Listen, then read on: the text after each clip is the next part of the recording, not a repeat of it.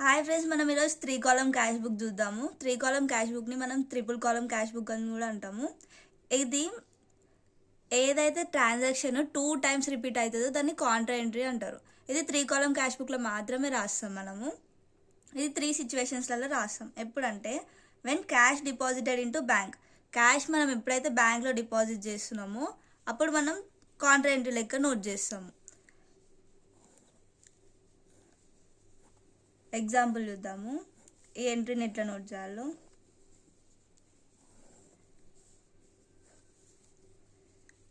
ఇది క్యాష్ కాలం, ఇది బ్యాంక్ కాలం.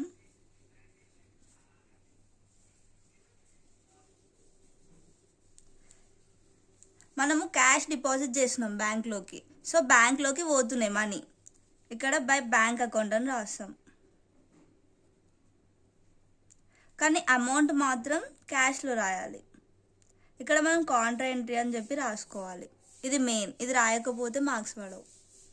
ఇక్కడ సైడ్ టు బ్యాంక్ అకౌంట్ అని చెప్పి, టు క్యాష్ అకౌంట్ అని చెప్పి నోట్ చేస్తాము. ఇక్కడ కూడా కాంట్రా ఎంట్రీ అని చెప్పి రాయాలి, బ్యాంక్ కాలంలో నోట్ చేయాలి ఇందులో. Next, cash withdrawn from bank for office use. Office use అని చెప్పి ఎప్పుడైతే ఇస్తారో మనకి, ఇది కాంట్రా ఎంట్రీ.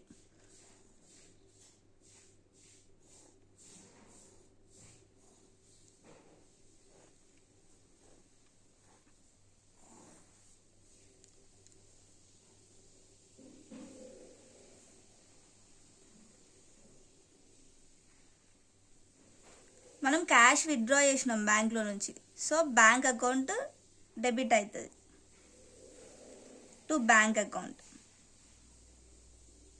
ఇది కాంట్రా ఎంట్రీ, క్యాష్లో రాయాలి అమౌంట్ని. బై క్యాష్ అకౌంట్, ఇది క్రెడిట్ అవుతుంది. క్యాష్ అకౌంట్ అని చెప్పి రాసి బ్యాంక్లో నుంచి తీసుకున్నాం కాబట్టి బ్యాంక్ సైడ్ రాయాలి ఇది. నెక్స్ట్,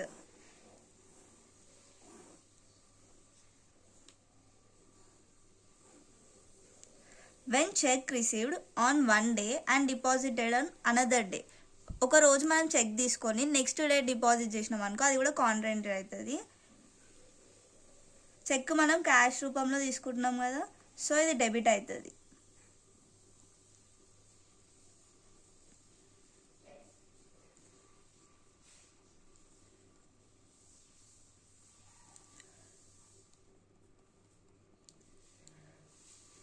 బ్యాంక్ అకౌంట్ అనేది క్రెడిట్ అవుతుంది.